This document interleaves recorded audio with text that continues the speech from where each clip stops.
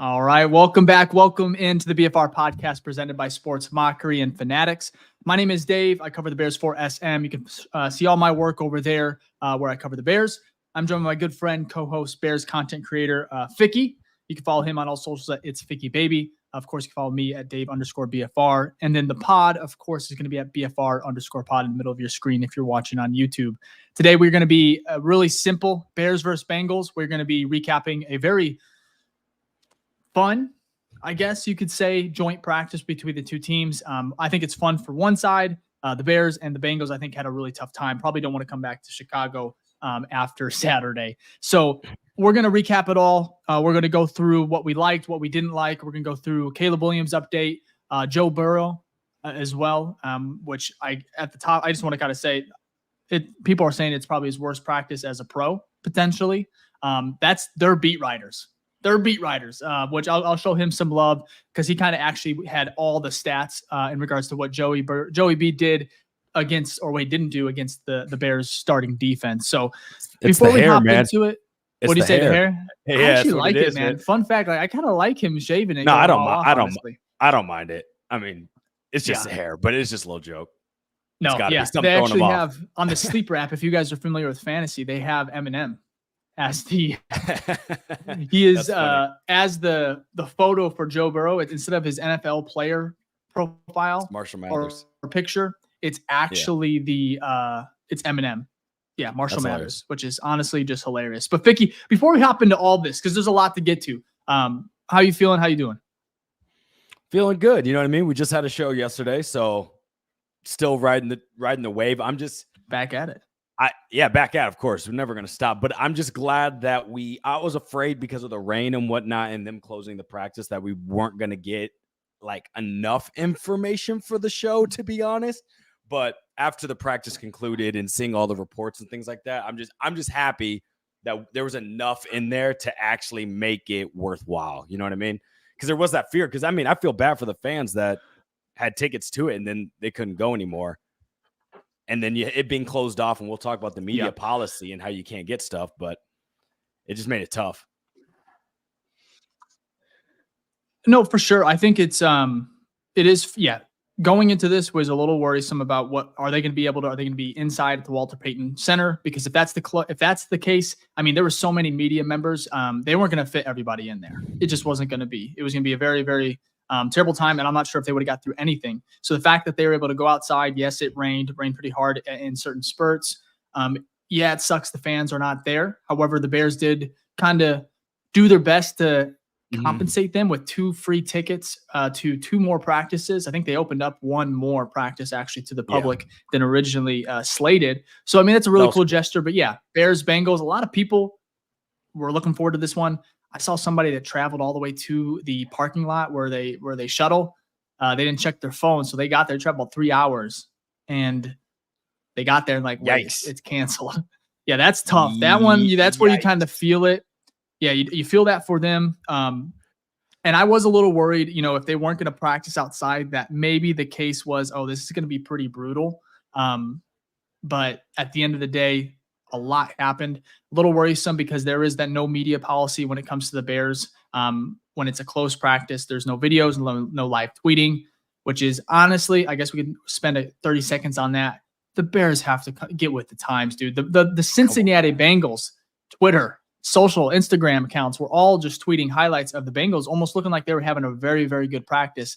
But in reality, it was actually quite the opposite. But that's the power of socials, man. Yeah, but what sucks? Like the video, I can understand maybe a little bit. I mean, not really, but I understand that one. But the fact that they can't even tweet during it, either side, and that's a Bears rule on closed practices. They can't tweet about the action. I don't know.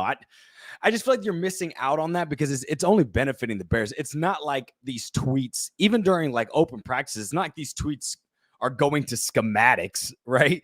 They go very low level because they're trying to reach a broad audience. They don't go, they're coming out in 12 personnel with a Y motion. Like, no, they don't do that. They just say, there was a 5-yard slant to DJ Moore. You know what I mean? So right. I don't know how like the competitive advantage, I don't know the why, the reasoning behind why they still kind of have that old methodology with their procedures with phones. It is 2024. Yep. Content is king. It only builds up your brand, especially right now, because people start talking about you and you're trending. It's like, I don't know. I don't see what the harm is. No. And we're not going to spend too much time on it, but the Bears are brutal when it comes to that. They like I said, even at camp, they're having fans turned away, put your phones away, that type of stuff. They even deleted a video yesterday, if I'm not mistaken, of Keenan Allen. It showed more of the, how on Bears highlights, whether it's Instagram or Twitter, they only really show like a snippet of the play, and there's really no line work. It's just like the throw from Caleb, and then you see in a very closed off view. Yeah, it's very tunnel visioned-esque. But they had actually did the full play yesterday with Keenan Allen. It was a play action. You saw the entire play develop, and then you saw him hit Keenan for a touchdown. They deleted it and then re-uploaded it with that different vantage point because, again, you don't want to show, I guess, the formations. I get it to an extent, no. like I said. Oh, no. The Bears run play action. Watch out. Like, come on, bro. It's not like they did that 40 times last week. Yeah, bro, these are simple concepts. I don't know. I mean, I guess not giving up a formation, but it's not like, let's be real, and we can end it after this. It's not like the Bears are creating new formations, right? You see like one or two formations maybe come up a season, maybe with the small sample set of plays coming out of there. Like, I don't know.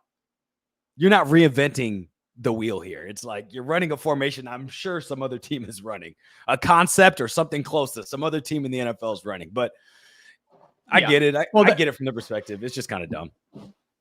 It is really dumb. But I want to get to now Caleb Williams, who had a very good day for a rookie. One of my favorite quotes today. I kind of want to start with this, Ficky, and I'll kind of get to how you're feeling and what you're thinking about Caleb so far heading into a game on Saturday where the starters, including himself, of course, is going to start. But one of my favorite quotes, because it actually really pictures and showcases really how Caleb Williams handles himself today, at least. He goes, Kevin Bayard, he goes, you don't really see that type of moxie and that type of poise from a rookie quarterback. And this was after the Bears-Bengals joint practice. And I thought, overall, he had a couple highlights today. Was a deep touchdown to Keenan Allen. He also had touchdowns to DJ Moore. He had one to Roma Dunze as well. It's just really what a word. I just have not been this confident in a quarterback, a Bears quarterback, in a very, very long time. Even with Justin, there was times where I was confident, but it wasn't really with him throwing the ball per se. It was the playmaking ability, typically with his legs, or maybe throwing on the run. But with Caleb, for sure, you're seeing stuff that's in the pocket, you're seeing stuff that's out of the pocket on the run. You're seeing a little bit of everything. But like Kevin said, right, the poise and the moxie that he carries himself, and then the playmaking ability to be able to do it against the Bengals today. I mean, that showcases a lot to me. And I'm really excited to see what he does on Saturday as well, because I think that's going to be, I'm very happy he's starting. But what are your takeaways from just everything you heard today, everything you've seen in regards to Caleb against the Bengals? I mean, I agree with you. And my biggest determining factor of like, if what I'm seeing is true is from the teammates. And then not only from teammates, because you'll get some coach speak from teammates, right? But we have a full list of teammates for like the past 2 weeks talking about like he's different, right? I actually think Cole Kmet today, someone asked him on the beat, was like, is he different than any of the other quarterbacks you played with? And he was like, he's different, right? And so you have that. Then you have national media coming in and watching them, like coming to practice, because CBS was there this week. Kay Adams was there last week. A bunch of, national media there giving their perspective, being like, no, this guy looks like the real deal.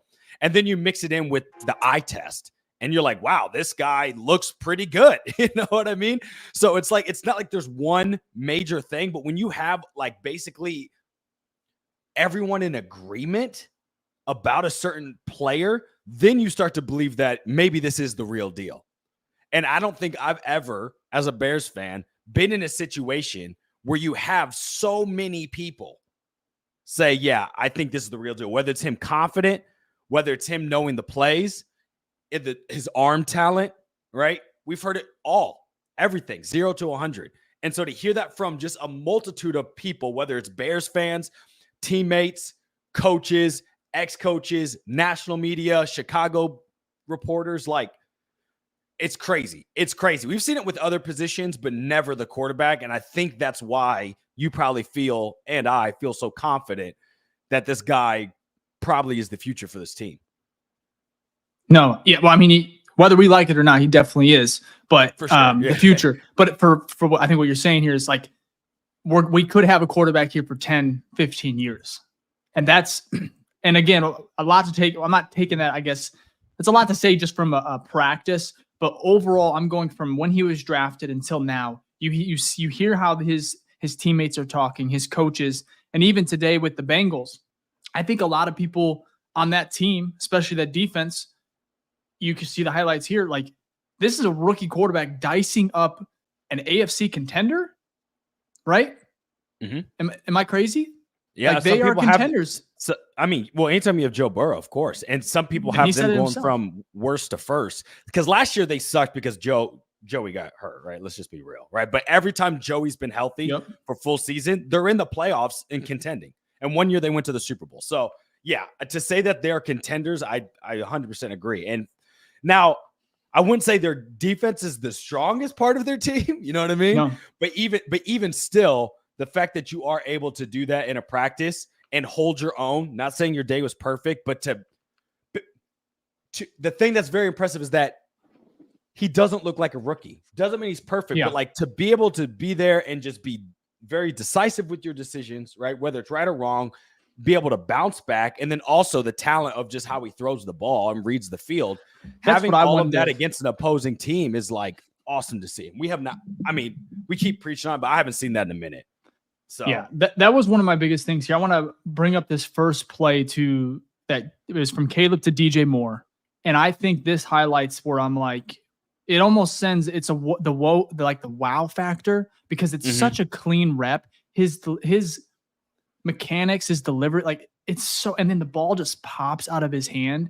I just think it just looks so easy, effortless on how that ball just gets to DJ there, because it's really, really fast. And so I'm not going to bring up the previous quarterback, but it's night and day in regards to how fast that release is. Right here, just boom. Because that's decent coverage. I mean, I know it's a weird angle, but it doesn't look like it's terrible, you know? And obviously this is DJ Moore. He's going to make plays. He's hard to cover. And then you got Keenan here, who I don't know why, but I hate hearing all this. Are you seeing some of this stuff like flying around the timeline about him being 30 pounds over? Bro, or some shit like that? Listen, it's the off season, so there's going to be stuff to talk about. And the fact is, we haven't seen anything like from a fan's perspective, like live. Like he hasn't made a catch yet. I'm telling you, he starts making. If this preseason game he has like 3 catches. Yeah. No. I know. He's going to get his. He's going to get his. I think people are. It just bothers me a little too much. Like if you're going to talk about anybody on this roster, it better not be Keenan freaking Allen. The most consistent. He's other than DJ Moore, actually even more than DJ Moore, because he's been doing it for like 11 seasons. The dude is consistent. Bothers me so much, Ficky.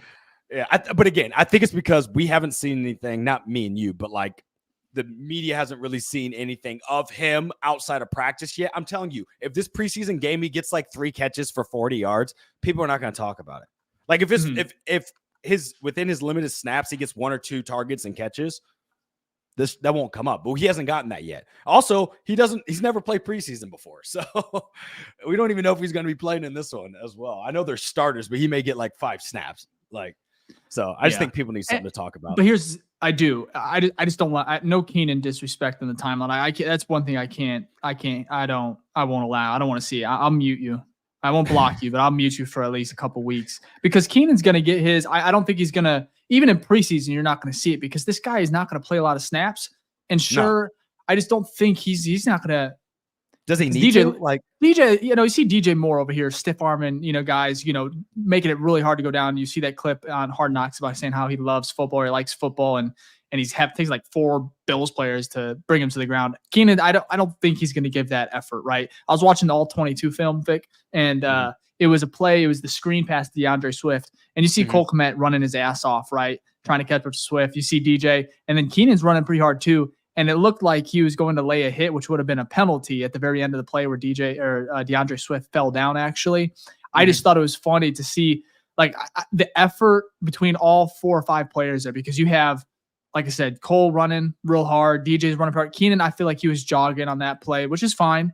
And then you have 31. Then you got Coleman Shelton, though, too, hauling ass, delivering some nasty blocks. I think Keenan is not a preseason guy. I think today you saw it against the Bengals. He's going to show up for that. He's going to remind these guys, hey, I can play a little bit. So 2 things. He doesn't need to, because he's proven consistently for 10 plus years. And he's also 31, bro. Like, it's okay. And what was he? Like, what do the you players really know it too, though? What was his ranking on the NFL top 100 list? Not that it's valid because they leave JJ off, but who had an insane day? He was in the 50s, right? Or 40s? Off the top of my head, I don't know. But yeah, it was in that middle of the pack, I think. But still, that's my point. It's like, what do you need to, like, other than the selfishness of a fan, the fan perspective, what would you need to see? What does Keenan Allen need to prove to you in preseason? Absolutely nothing. Even with DJ Moore, DJ doesn't even need to be out there technically. He doesn't need to prove anything as well. So yeah, again, it's preseason, so people need stuff to talk about, and that's okay. But oh man, I'm so excited for week 1, because I think it's going to be the first time for this offense we're actually going to see how these players are used, right? No, I agree. I think what we saw today when it came to the Bears offense, because there was some not slip ups, it wasn't all perfect, right? It's rainy. But overall, the Bears offense looked better than Joe Burrow and the Bengals offense. And maybe that's a testament to how good this Bears defense is, because I think that's what we found out today for the most part. I think Caleb as a rookie is phenomenal. I like where he's at. Just a really, really good day for him. Also, Cole, you kind of brought it up earlier, but that was something I wanted to highlight as well when it came to Caleb, about when the lights come on, preseason game against the Bills. Cole Kmet goes, left it pretty simple. He's different. And I think that's a good way to describe him, because we heard about him being, you got the generational tag coming in, you got, a superstar, Mr. Hollywood. I just think Caleb has lived up to everything good, and everything, that was bad just isn't even there. We talked about it last episode, how it's like, how can a guy be so good, so talented, so hyped up, and be so nonchalant about it? Jack, our producer, said he just seems like one of the guys. And that's truly, I feel like, what Cable is. He's a baller. He's a gamer. He loves football. He really is just, I feel like, built for Chicago right now. And obviously he's yet to play a regular season game. And he's going to make his home debut on Saturday. But I think this was just a really fun practice to be able to see him against another team. Especially when now we're about to talk about the defense here in a little bit. I think that's where the comparisons are going to get really fun. But before we do, I see a lot of new people in the chat. About 50% of you, actually, when it comes to watching these videos, you are not subscribed. So if you want, for the first time, or if you're here for a second, third time, however, how many times it is, hit that subscribe button. Like the video. It really does help support the pod. It's a free way to do it. We will be going live. This is our second time this week. We're going live on Saturday as well, right after the Bears versus Bengals game in Chicago. We're excited about that. We have a lot of good stuff coming as well. We're almost at 7,000 subs. If you're not familiar with the BFR podcast, the Bears Film Room podcast, it is presented by Sports Mockery, like we said earlier in the show. Also sponsored by Fanatics. And we obviously all we do here is talk Bears. We go over film, we go over stats. We just have fun when it comes to this podcast. So we appreciate all the new faces that have come around in the last month or two.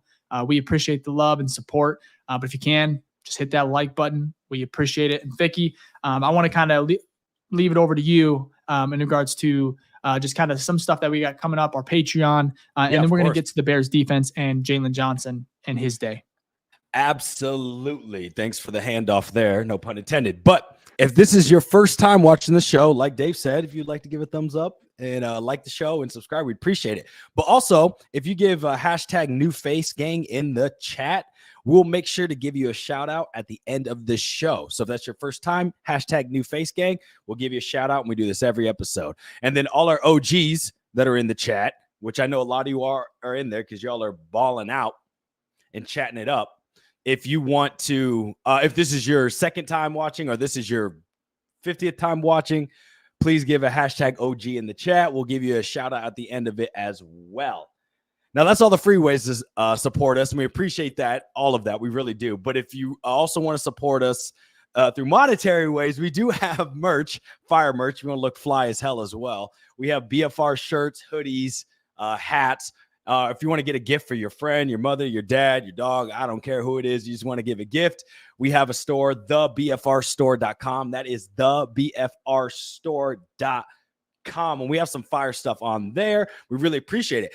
And if you join our Patreon, which is the BFR Den, we actually give away some of our merch for free every month. And we just did a giveaway this week where we gave away a free shirt.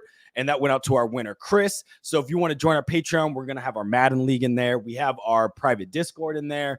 In there, you have the opportunity to do a private Zoom with me, Dave, and Jack. And then a whole bunch of other extra content, our mailbag episodes. And then you get to communicate with Dave and I and Jack through there as well. Questions, all that fun stuff. So if you want to be a part of that community, you just go to Patreon and look up the BFR Den. And you could join on there. And you know what? You can join for free too. If you just want to see what's going on in there and see all the cool stuff we do. And then, if not, we still appreciate it. All the money from the store, from the Patreon, we take to help improve the show, bring more value to you, and just keep upping it because we want to make sure that we build a fire community of Bears fans here. And we want to deliver the best show possible to y'all. So we appreciate it. Back to you, Dave. Muted here. Make sure I'm turn off my mute button. But yeah, at the end of the day, you don't have to donate anything like that. If you just hit that like button and you subscribe, that is all we need. And all we what is it? What is it? No, it's a comment here. What up, Caleb? How your hair grows so fast? I'm only laughing at this. Probably thinking I'm Caleb. Who was the player they thought it? No, but I agree. Who was the player? Jaden Daniels. There was a comment on YouTube. Yes. That's right. Jaden Daniels. You gotten a couple comps here. Jaden Daniels, we said in the group chat, was actually pretty accurate. And I'm not going to bring up his photo. I was surprised. I can see it, man. Not even the hair, fair. Just your face, the eyes. I was like, I can see this a little bit, man. Hey, look. Now, Caleb, you look nothing like Caleb. No. I don't know where that one doesn't make sense to me. Absolutely not. I look nothing like Caleb. So Bears-Bengals, before we kind of get into a couple more highlights here, I want to go over to the defensive side, because Jalen Johnson he showed why he perhaps could be the best corner in the NFL. I know Sauce Gardner gets a lot. He said it was a joke. No, I get it. It's funny. I get it. But it is funny to see all these comps coming out. Vicky, I don't get any. I got one. It was that Batman guy or something. No, the funniest one that you ever got was someone said, I think you shared it, the AI generated fan. You remember that? It was from last season. Oh, a comment on Twitter? Yeah, but it was kind of a guy who said you look like the AI generated Bears fan. I thought that was hilarious. Or Timothy Chalamet, but I remember that's probably your closest one. That was funny. Okay. Yeah, that one was hilarious. Anyways, back to the Bears and the Bengals. This is kind of like a quarterback report here. So this is from Pro Football Network and their report on the practice, because they were there. And this is where it gets really interesting. He said, who is this actually? Let me give his name so I can give him the proper credit here. It's Jay Morrison from Pro Football Network. He says there's no database for official confirmation, but it's doubtful Joe Burrow had ever thrown 3 interceptions in practice before, as he did today. Asked how he thought he and the offensive performed, Burrow said, "We ran the ball well." He goes, "It was tough to throw in the rain like that," he added, "but I thought the run game was good." In a practice heavy on 11-11, Joe Burrow went 15 for 32 with 3 interceptions. 2 of his passes were batted down. Several were also dropped. T. Higgins alone had 4. And then Trenton Irwin actually had 1 that resulted in an interception that was a drop off his hands. Irwin had the pass go off his hands. Anyways, long story short, 15 for 32, that's the numbers you expect from let's be honest, rookie quarterbacks like Caleb Williams, Drake May, even Jaden Daniels. And it's just cool to see Caleb have a good day. But this is where I want to highlight. I want to kind of flip it because I think it shows how freaking good the Bears defense truly is. I think today we learned that this possibly could be a top 5 unit, maybe top 3 unit, because I think they have the ability in that secondary and that linebacker core. And I almost think the pass rush might be better than what we might even expect. Because you saw how many sacks last week? 11 or 10? Yeah, shit ton. Well, and I know this is preseason. And Booker had a third. Booker had 3. And they were trying to add Matthew Judon to this Bears defense. Yeah. And I know it fell through. I get it. But I don't think Poles is done. I think there's a plan B. Hey, look, you know who I'd love to get? Hopefully he was talking to Trey Henderson right there during the practice. That's funny. Yeah. That would First be of all, an even better. I don't think it's going to happen because that's their best defender. I mean, he looked good out there. I mean, he did request for a trade, though. People forget, but Trey Hendrickson requested for a trade before the season started. And because I was all for it. I was all for it. Till the head I was all for going Trey. I don't know. Can you see this real quick? This is Trey Henderson. This is Trey Henderson from the day. I can't zoom in on it. Maybe I can. Okay, I can't. You can see it here. So right here in this little cursor here for the people watching on YouTube, you see his hand just extending here. I'm going to play it through, and then I guess I'll pause it a couple times. Pop. Just the head tap. Look at Caleb looks back like, what the fuck? What the hell was that? You got to give – you know what, Popped though? Him on the head. You got to give him credit, though, because I think Flus talked about his presser after the practice. He said he loved the professionalism of both their players because there was no fights and no hits on the quarterback. I mean, technically this is a hit, right? But like – oh, this is a tap. A little tap, but I think that's kind of funny. I know that's our guy, but it's like – yeah, we are joking here. I'm definitely joking. I would love to have Trey Henderson. I don't want to see him ever again one-on-one right here with Cole Kmet. That's a tough task for Cole. It's an impossible task because I don't think Cole. I know he says he's a good blocker, but I don't think he really wants to block, especially Trey Henderson. Let alone he's more of a run block. Cole's a good, decent run block. Pass blocking is a whole different. Well, I mean, watch this rep with him. The first thing I noticed, I was like, oh, Cole is on an island, and I don't think he ever should be on that island again. No, so I agree. Anyways, though, I think the professionalism, like you mentioned, Ficky, was great. However, the defense. To get back to that, I really believe I love the fact that Poles is still hungry enough and that Matt Eberflus, of course, wants more talent. But I think if they get another pass rusher that because I think Booker's going to come along week 8. I think he's going to be a solid player and he's going to produce midway through the season and he'll be in that rotation for real. And it could be earlier. But I think if they can get a guy like Matthew Judon or even, of that caliber, even just of that cloth to go alongside Montez Sweat and just to add more depth to that room. And I think the interior is actually pretty good as well, better than we think. And then we know what that linebacker core with Jack Sanborn, Tremaine Edmonds. Back seven's good. They're locked. It's nuts. And Joe Burrow learned today. I mean, he was ripping it for under 50%. He had 3 interceptions, something he has not done in a practice. Now he did do it against, are you talking about he did do it against the Bears? No, I saw that comment on here. Someone said that he did against the Bears, so we have his number. Roquan. Yeah. But that was a different defense. That was Roquan Smith and then those boys. So yeah. But to be okay, Joe Burrow still had a bad day. I'm not taking that away. I'm not taking credit away from the defense. Like they consistently have been winning camp, whether it's our practices or this joint one, right? But the rain definitely played a huge part. Tons of drops. One of his interceptions was because he couldn't catch the ball, right? T. Higgins, who has good hands, right? It's T. Higgins. And then another one of his was basically a duck throw. Like they say, like basically he didn't have good grip on the ball. So when he threw it, it was just fluttering in the air. So again, yes, I think the defense is good. And I think they're locked in, which you love to see. But, I mean, would he have thrown 3 interceptions if it was sunny out and dry? Probably not. Now, he may have still gone 15 for 32 easily, right? There still could have been a lot of tight coverages. Because if you look at the video of JJ that we both tweeted about, the Bears dropped. Okay. JJ was locking everybody down. And that's like 4 I have it right completions. here. Yeah, that's exactly. That's like 4 incompletions right there. So Yeah. look at that. So No, I see the devil's advocate. I think that's fair. I think the Bears defense is just next level.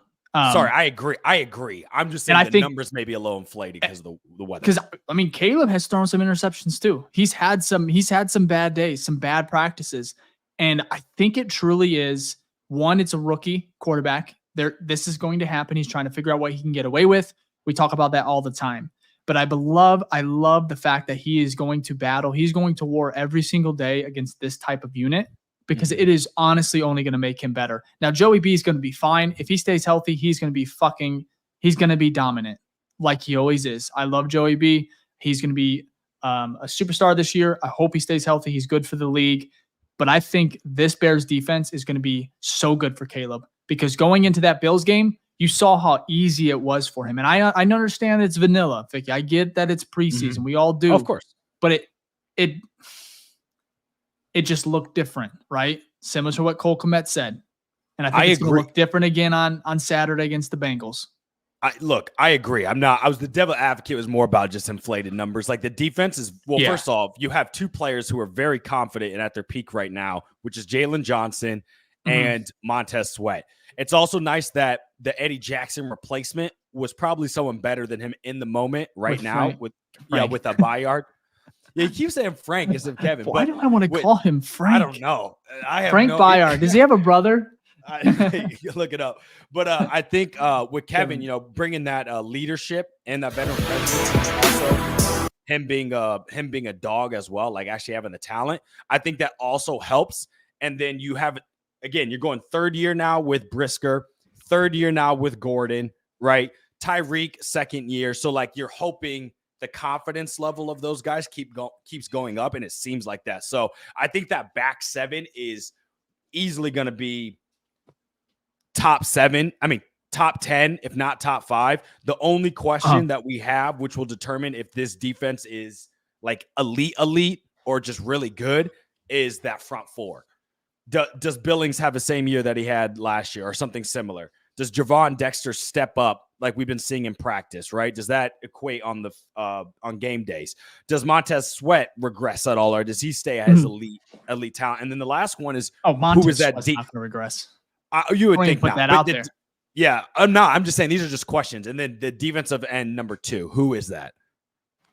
So you have all your questions are really within like the front 4. And if you can get that right, like you said, you bring in that defensive end number 2, maybe it's Booker later in the year. Like that's gonna be the missing puzzle piece to this whole scheme right here. Yeah. I want to bring up this comment real quick. This was from Joe Burrow. And something that he emphasized regarding almost some advice to Caleb Williams about, the rookie roller coaster that quarterbacks or that just rookies go on in general in their first year. He went on to say that's what separates people. It's when you can maintain a level-headed, even keel aura or whatever you want to call it. There are going to be ups and downs, but you can come back the next day and go about your process the same way you did the week before, whether you won or whether you lost, whether you threw 4 picks or you had 5 touchdowns. You just have to have the mindset at the end of the day that you're going to be better. And I think that's, first of all, Joe, he has that 100% because he has gone through a lot of adversity. He also has, when he has really good games or really good weeks, or stretches, he's the same even keel, calm dude that you see even when times are tough. So I think we're already seeing that. It's a small sample size, but we're seeing that already with Caleb because there has been tough days. There's been a little bit of alarming, he started off the day today on 7-on-7s. The first pass, I'm pretty sure, was an interception. So it was. And overall, exactly. We thought he bounced Good back. Point. So that's an example right there. Yeah. And you're just seeing those examples in all phases. Like he's just very, very calm. I think he has the exact demeanor that Joe is kind of describing here. And I think we're seeing it obviously with Hard Knocks playing out. I think I think at the end of the day, I really love what we're seeing from Caleb and even this Bears offense. I think there's just so many weapons. I've played with them on Madden. Ficky, obviously you have as well. It's actually really fun to be playing with them, honestly. For once, yeah. So for once. And so, anyways, though, I wanted to bring up a couple more things, but what were you going to say? Well, I was going to say, and we're going to end after this one, but I think there's a very similarities between the two with Caleb Williams and Joe Burrow. And if you go back and look at kind of their history, their collegiate history, right? Yeah. Joe Burrow's on one of the, even to this day, maybe the #1 offense all time in college and NCAA, right? At LSU, right? And, goes and wins a natty. So you have all this pressure coming in as a quarterback, #1 overall. You've dealt with the limelight, and he kind of comes in with that confidence and carries it on. You see the same thing with Caleb Williams. Now, his team didn't go to the natty, but eyes have been on him for 2 years straight. Heisman winner as the 2 years ago, and then this year, having still a Heisman level type season, is just like, his defense team wasn't that good. So, but he comes in, #1 pick. Everybody knows it, just like how they knew for Joe Burrow. Everyone knows this for months. You come in and you handle it with confidence, right? And you come in calm, collected, like Joe Burrow does. And you saw what Joe Burrow did his rookie year, right? He had a pretty good season. So you're hoping to see the same with Caleb, because they've been there before. They've been in the limelight. This is not new to them. And you're hoping that helps translate into the NFL. And I'm pretty sure that was one of the biggest things that polls talked about. I don't know if it was last week or this week, but he basically was like, hey, look, the lights have been shining bright on this kid for 2 years now. There's nothing from a pressure or media perspective now that he hasn't already dealt with in the past 2 years. So he should be used to that, and you're seeing that. So no, I think those are all great points. I think I want to transition here real quick to just a couple guys, some of the injuries here, because like I said, the conditions weren't great. The Bengals actually had 2 players carted off the field, Chris Evans and Deontay Smith. Chris Evans actually had a very serious, I forgot what it was, but it was some type of tear. Yeah, he's out for the season, right? And he is out for the season. So really, really tough day for him. The Bears are actually, I feel like, getting similar to how they did last year, man. As the season ramps up, some of these guys are coming back. Kyler Gordon was out there. He looked good. The biggest name I want to bring up, or actually real quick before I get to our biggest name in regards to the injury report, is Ryan Bates. He's actually listed as week to week. Really hate to see that. I thought he looked pretty good out there over these last 3 weeks.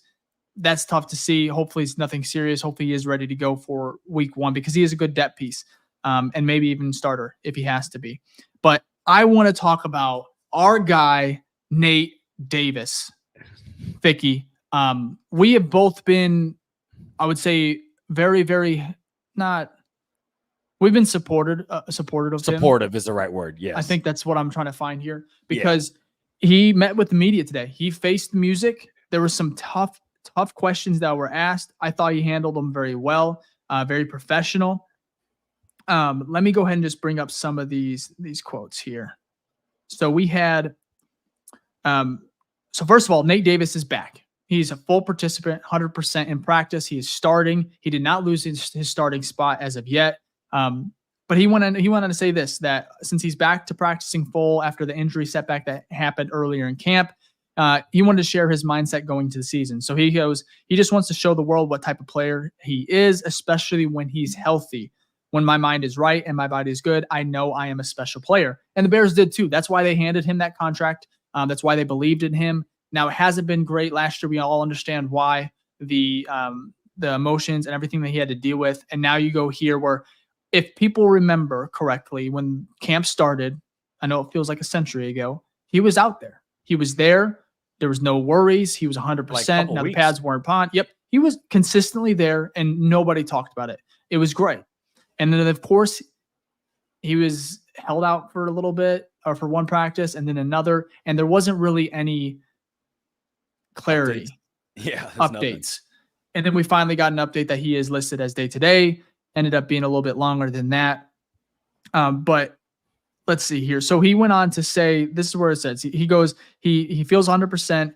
He's very excited to be out there, building chemistry, camaraderie with his teammates. But he said it's been extremely frustrating to be in and out of the lineup due to injury. Nate says he doesn't pay attention to the outside world, and he's felt support from the coaching staff and the players. It's been awesome. They asked him about Caleb Williams' course. He goes, he's been awesome. He kept it like that.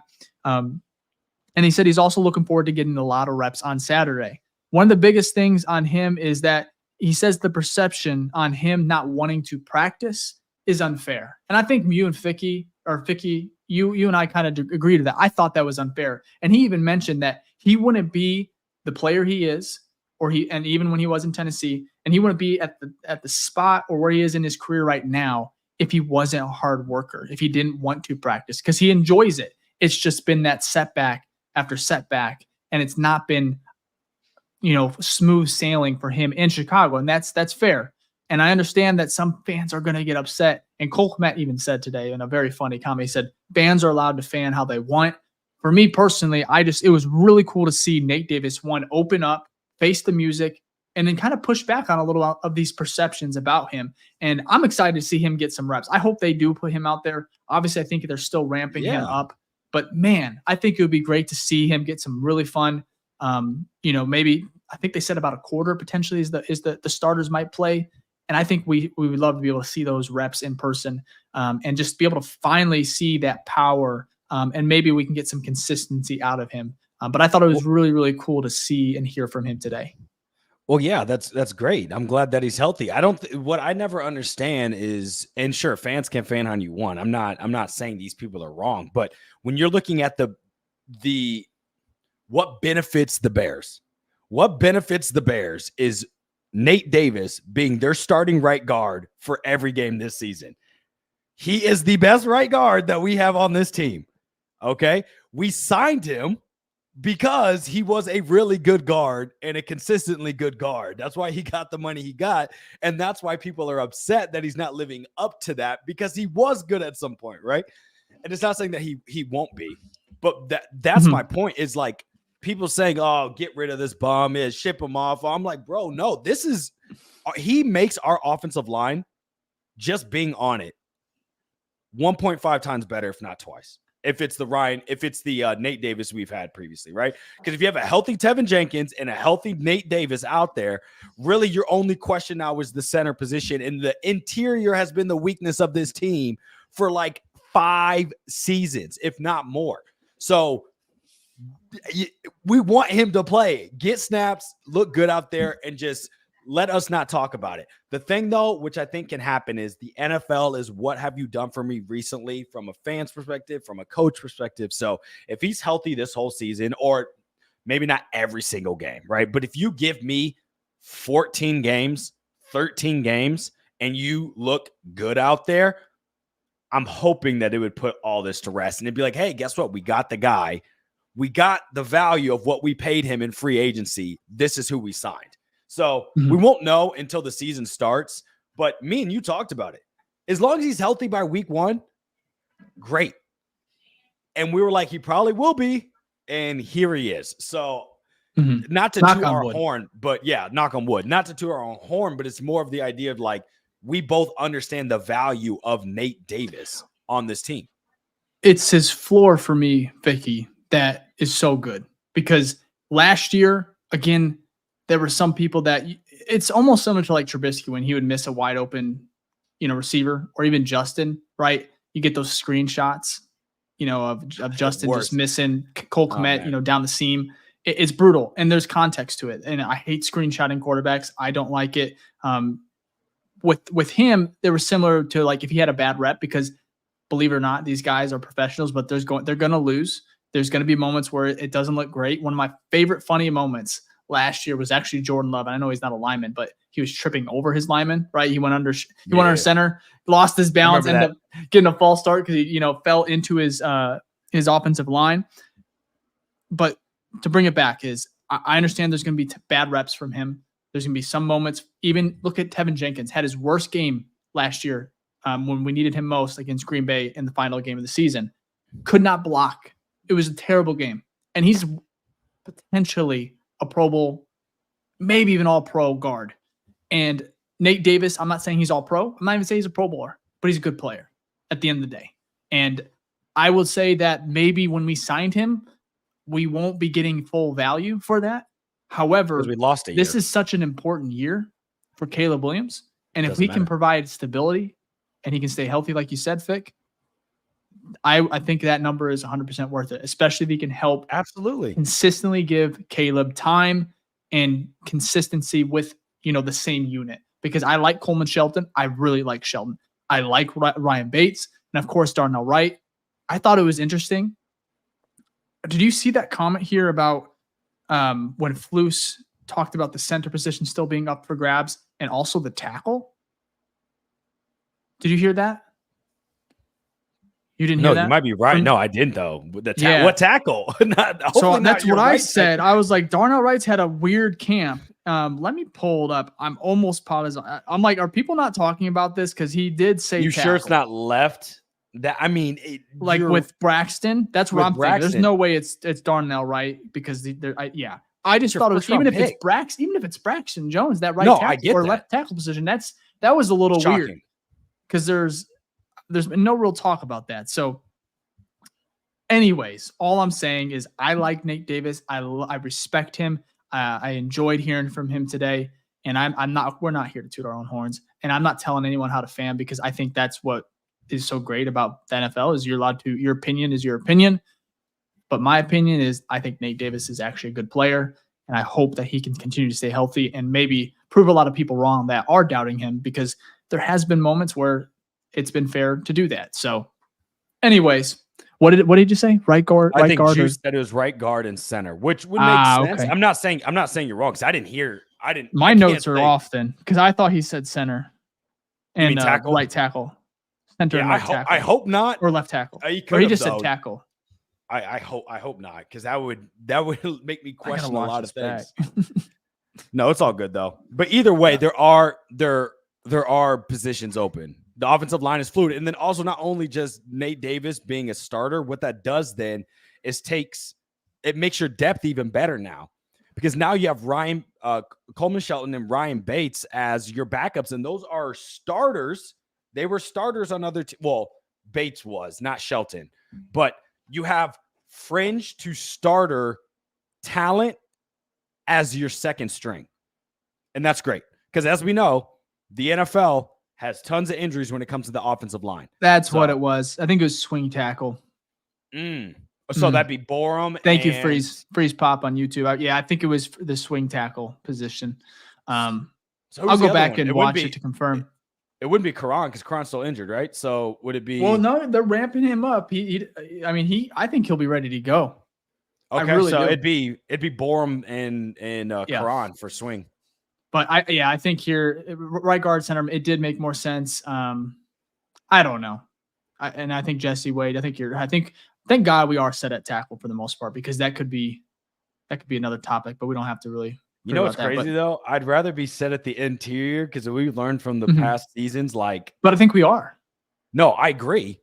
But I'm just saying, thankfully, that's why I want Nate Davis in there. I want Caleb to be able to step up in the pocket because that's what he does. You get depth too with Nate.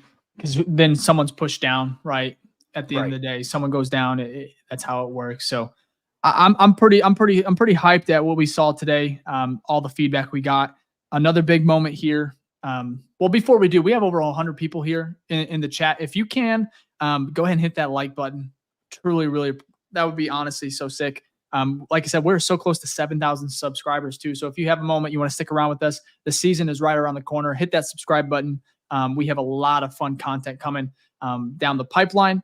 But I want to close with, I guess, previewing real quick Bears-Bengals on Saturday. One of the best news today outside of, the Bears playing well on both sides of the ball was that the starters were going to get reps on Saturday. Cole Kmet let it slip out, and he said, "Don't quote me," but I'm quoting him. He said it's gonna be about a quarter. Yeah, it's gonna be about a quarter, and that would be awesome. That would be great. Yeah, especially because what do you say? I was gonna say, I was trying to compare to last game. They went a little bit over a quarter. Yeah, but it was like a little bit over a quarter, right? Oh no, because that's not I remember. Is it not? Because I thought the and I can't remember who the hell we played. The Bills, I thought their offense had a long drive. Yeah. Maybe that's what it was. Maybe that's why I didn't feel like, maybe you're right. And I thought last week was good. I thought we had a lot of plays, a good sample size. And if we can get about that, if not a little bit more, I think we could. I know what it was. I think it was the Bears had a drive, Bills had a drive, Bears had a drive that ended the first, and then the Bills came out. Their first came out for the start of the first quarter, and then they got pulled for the start of the second quarter. Yeah, sorry, start of the first. Oh, of course. yeah. Start. No, of the I second. thought yeah. So hopefully we can get 2 drives if we get the ball first. I think we'll at least get 2 drives for sure. I want to. I also think it's really cool because, I mean, Caleb. I mean, we have no family fest. We had camp today was canceled. Obviously, you have a couple more that were opened up to the fans that are going to be, able to go there in light of this cancellation between the joint practice. But Caleb has not. The only time he's going to play in front of our fans, like home turf, is right now. His debut on Saturday at Soldier Field. And I think that's important to go through your game, the way he prepares, how the team goes and the operation, up until game time, and then playing in front of your home fans, because there's going to be jitters. There's going to be, nervousness, just like there was against the Bills, but also to be able to experience the atmosphere at this level is going to be really cool for him. And I think it's good to do that for the fans and for Caleb before it gets to the regular season, because we open up at home against the Titans. So this is kind of like a run, a run through of what it's going to be like. It's a dress rehearsal maybe for him. It's going to be on steroids, of course, because week 1 there's nothing like it. And it's going to be really, really electric. So all in all, that was really cool to hear. So I have a question for you. Flu said that 45 to 60 plays in the preseason, right? Last week, I'd say Caleb had around. Yeah, how many plays did he have? He had 11 passes, I think. Yeah, but I want to see how many snaps he, Right, no, that's like great. So we can get, because it's going to be about the same, it would seem like. So I want to do the addition and subtraction to figure out like how much would we expect for the last game, because he's going to probably play the last game too then, because there's no way he's getting, if you only got like 15 snaps or so, maybe he got 20, you think he's going to get 30 this game? I doubt it. So Jess said it was 20 snaps. And while you're looking that up, so I have Alex Caleb Hamilton right here. Said, it's 20. Yeah, 20. Okay, thank you, Jess. That was a great look up there. But so if he had 20, let's just say 20 last week. Assume that maybe the whole this offensive line. Right, that's great. And think this week he has again 15 to 20, maybe even 25 max. So if he hits 25, then maybe he won't play week 3. But if he has less than 20, you would assume then he's going to play the third game, right? So he's going to play. I hope they play him the third game. I do. I mean, look at Kansas City. They're playing their starters for Kansas City Chiefs are playing their starters for a whole half this week. Andy Reid does that every year. I don't think it's a bad thing. No, I'm just saying. Especially for a rookie, man. I think that at the end of the day, if you give me 20 snaps this week, that's 40. I think he needs 20 more. Let's go. Because I've always been at I understood it was 45 to 60. I want 60. I think that's important. Not even just for Caleb, man. For the offensive line, this unit. And then even,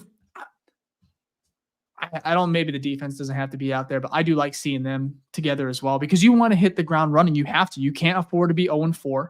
You have to beat the Titans week 1. I think that's a must-win game. I know that for sure. It sounds funny to say, but I really, truly believe that. So, real quick, we go out. I want to go ahead and finish up here previewing this Bears-Bengals. I want to go through some players that have to have a good game, Vic, right?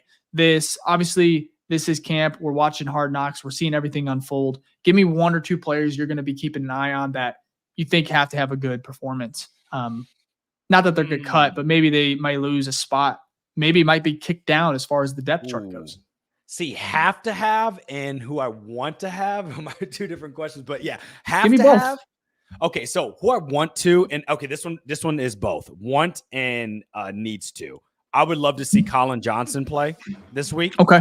And he's definitely one who's on the fringe, right? I would love to see him have another game like he had 2 weeks ago, and really maybe solidify a spot for him on here as the last wide receiver on the depth chart. So definitely someone I'm going to be looking out for. And then another one who I want to see and also think has to as well, because it's a pretty big room, Ian Wheeler. I would love to see him continue his stretch, because he had a great game last week and he's had some good practices as well. I would love to see him ball out in this game as well. Now, and then my final one about who I think I want to have, but maybe isn't a need, because we talked about it literally yesterday and we think he's a lock for the team, Velus Jones. I want to see Velus Jones running back, kick return, fuck it, even put him at punt return. I don't care. It's preseason, right? Like, I just want to see him show the versatility in multiple areas. So then, like, maybe it gives me hope that he can be that type of person where you got to kind of keep your eye on him no matter where he's at in the field, because that's really his skill set, right? And so I think they'll also be like, the coaches they notice that and using him in that type of way, which I think is the way they're going. But those are like my three. I know they're all offense. So if you have anyone on defense, sure. But there's one easy on defense. I'll leave it for you if you're gonna pick them. But those are my three. So give me those three real quick. So you had Velus, love it, Ian Wheeler, and then Colin Johnson. Wide receiver, running back, and gadget. Yeah. Okay. So, yeah, I guess I'll take the defensive side. So a player that I think has to have a good showing on defense. Maybe I would like to say Zach Pickens. And I know that's odd. No, I haven't really seen much of him. And it's hard to, and I'm not saying I need like sacks. I don't need 3 sacks, right? I want to notice him. Yeah. More. And I'm not saying he had a terrible game last week, but there are times where I feel like it's almost, he goes MIA a little bit. So anyways, I'm not going to shit on him because I'm excited to see him develop, but I want more out of him. I think he needs it as well. And maybe, all lowercase need, because he's going to be here. Oh, for sure. He's on the roster. Yeah. Kyler Gordon, though. He's been practicing, full participant. I'd love to see Spider-Man out there. I really do. That would be fun. That's just a want. And of course, Austin Booker. I want to see this momentum keep it going, dude. I want to see after Saturday. I want to wake up on Sunday, get to all 22, and I just want to smile like I did this week, man. I want to see these montages that everyone was cooking up when it came to Austin Booker. Let's add to it. I think he's had a great camp. I think he's had a really good preseason. Don't let up. I want that Max Crosby-esque type performance again. I love the motor. Austin Booker's fun. I just want to continue to see it. It'd be fun to see against the Bengals, and I want it at home. You're in Soldier Field, right? There's nothing like it, man. There's nothing like it when it came to these fans and how passionate they are. So if Booker can go out there, kind of do what he did, I understand getting 3 sacks is not going to happen every week. I want him. Crazy. I want to see that tenacity. I want to see that motor that he has brought every single game so far. And we'll leave it at that. So I went Kyler. I went Pickens, Booker, and then Booker. So I agree with those. Sorry, I was laughing because in my head I'm like, bro, 3 sacks every game. He'd have 51 sacks. Fucking go. Dude. He would beat the record on the NFL season by like and I didn't 19. tweet this today. I didn't tweet this about, speaking of sacks. I would love, and I don't think the Chargers, because I've been watching some of their camp and stuff, because I was like curious about Khalil Mack and see if he's potentially available. And no, it looks like, the Chargers are very happy to have him there. So I don't think he's on the trading block, but no. I would just love to see him back with the Bears. I thought it would be, because you see all these veterans being pursued, right? And I think Mac was potentially a cut or something, or a trade candidate early on in the offseason. I just thought it'd be fun to see him. Huh? Well, yeah, I was going to say, restructured, right? They restructured him and Bosa because they were like, look, we're going to have to restructure. We can't keep everyone. So we're restructuring Bosa. So we're going to send Keenan Allen for a 4th-round pick. Well, and Mike Williams. They got rid of everyone on that offensive side. Austin Eckler gone. Was Mike released? Gone. Mike was released. Keenan was traded. And Austin Eckler was released. But they tried to get a deal done with Keenan. And then Keenan was like, I'm worth more than that. Facts. But they don't have money. They don't have money. So you don't want that Khalil. You want Khalil Mack, which he had a great season last year. Don't get me wrong. But you don't want that Khalil Mack contract. I can promise you. No, You do not want that. Good luck, Charger fans. So yeah. Hey, but we're both excited. We are going to be here Saturday to recap that Bears versus Bengals preseason game. I hope you all are there to join us again. Really loving the support this episode so far. If you can and you haven't, go ahead and leave a like, of course. Ficky, do we have any questions? And do you want to go ahead and shout out our show some love to our OGs? Yeah, we'll do the questions first. But again, if you're an OG in the chat, right? OG watching the show, you've watched multiple episodes, give me a hashtag OG in the chat. And if this is your first time, please give me a hashtag new face gang in the chat, and we'll give you a shout out as we go through these after we get done with these questions. So, okay. Here we go. I think we kind of answered this, but this is from Taco Man 85 on YouTube said, anyone still worried about the trenches? Always worried. Always. Yeah. We need a center. We need away. Yep. Center and defensive end, and we always need depth. No. Okay. You're not always an injury away because I think the Bears have some decent depth, but I always will worry about the trenches because those guys can go down at any moment. But I think if we're going to really answer this question, I do feel better today than I did about a month ago. I agree. So, the stock is probably rising. substantially better for sure.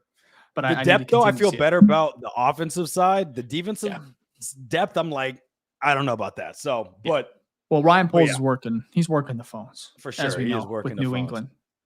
How electric would that have been, bro? Matthew Judon. I know we're talking about it, and I understand he's gonna get a contract, and he's 32 years old. 32. I know, though. It's like that's the reason. But if he was in a Bears uniform, I would be like, let's fuck. Oh hell yeah! You're not? Of course you're gonna be excited. 60 million. Okay. But that's why they went with the Falcons. It wasn't because of the trade. It looked like that though because there was such gray. There wasn't that. No one was confirming it. The way it was worded, it sounded like they just picked Atlanta because they thought the Bears were going to be better. Which that was awesome. That was awesome. No, but it was like for a couple hours, I was like, pay them. I was sitting here. I'm like, God damn! Look at where are we at, man? Like the Bears are. People think they're going to be good.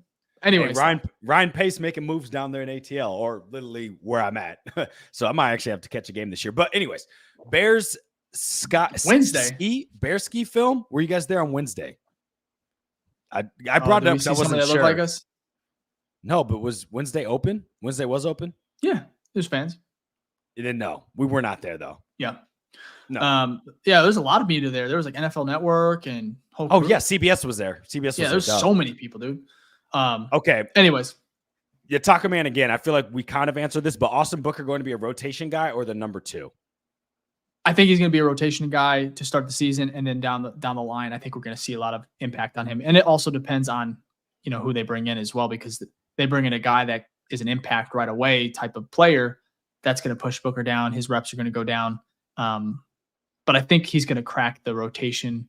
Like I think he's going to get a lot. We're going to see a lot of Austin Booker at the end of the season. So, said it perfectly. Good question. Nothing to add. Great question. Jess Wade on YouTube said it was the same in Tennessee as well, right? Wasn't the dig on Nate in Tennessee that he did enjoy practice? Now, I did hear this from, Hogue. Hogue was saying that there was kind of rumblings about that. He wasn't like a practice guy in Tennessee. But here's my thing. The dude performed and balled out in Tennessee. So I don't care if he didn't like practice. I care about results. If you come out on Sunday, practice, right? Allen training camp is brutal. Yeah, so I understand he doesn't like it, but yeah, I saw that too.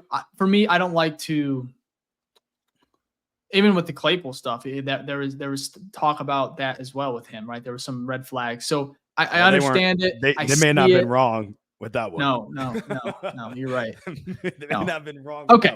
Anyways, I like Nate Davis. I understand the practice part, and I get the concerns. I see both sides. For me, I'm just going to choose to. I mean, I'm an optimist, and I'm going to continue to. I think I'm believing Nate Davis until I believe in Claypool. We're on the Nate Davis. Call me crazy. No, you were a little bit. I think a lot of people. Actually, no, I was excited. A lot of us fucking. Come on now. I think a lot of people. That was a fun time getting Claypool at that moment. That was the trade made sense. The trade made sense on paper. But looking back, it's horrible. Jesus Christ, yeah, that's his worst one. Very valid points from Hogue, valid points from you, Ficky, and I think Nate Davis. There is some concerns, but I really appreciate it. Go watch his press conference today, and I think you'll get a little bit more insight and maybe appreciation for the type of guy he is. But again, he has to prove it. He has to be there. Consistency. Same thing with Tevin. best ability is availability. So absolutely. All right. You ready for this one? We have a crazy matchup this week. So it's 2 questions. Are you watching it? And who will play better? Ready? oh yes, Alex Hamilton, absolutely. Justin versus Mitch this week. Who you got? I just don't care about Mitch anymore. I'll be honest. Me either, bro. But Justin is going to tear his ass up. Like, I think Justin's going to ball out. Justin has been playing really well. Also, did you know that he is back to his Ohio State and also year 1 in the league? Yeah, he flipped it. Footwork. Yeah, he flipped it. So he's faster. I'm curious to see how he plays this year. I'm rooting for Justin. I think we all are at the end of the day. Just not against us if we ever play. I don't care about Mitch, honestly. He looked awful against us last week. Dude, like he's honestly the thing is he's got the best gig in the business. He's just chilling. He's gonna be the whatever he does in preseason. He's gonna be for another 5 years in the league, bro. just because he's gonna bounce around. He's gonna get his paychecks, and it may even be I'm longer a little than jealous. That. If coaches like him, which it seems like it, because he's been on multiple teams. Oh, he's already, great. He's gonna be great team. He's gonna be the Chase Daniel treatment. Yeah, Chase Daniel was in the league for so long. Not a good backup. He's just he's a good guy to have in the room. You know, we all know Mitch, and I'm joking about like I don't care. I've kind of moved on because I'm ready for Caleb. I'm just ready for this roller coaster of like going from Mitch, Nick Foles, who just retired. We had Andy Dalton, Justin Fields. Like a little too much. Like, I mean, it's like whiplash. You know, like fucking quarterback.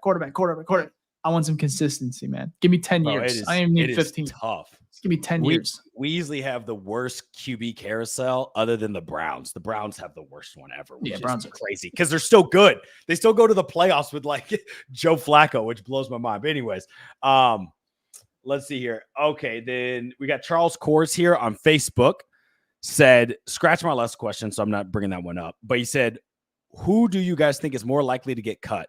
Velus, Khalil, or neither? I'm going to say neither get cut. I don't think they're getting cut. Who do you guys think is more likely? So do we have to? So I think neither. I don't think either are going to get cut. But let's do it if we had to pick one. I would go Velus.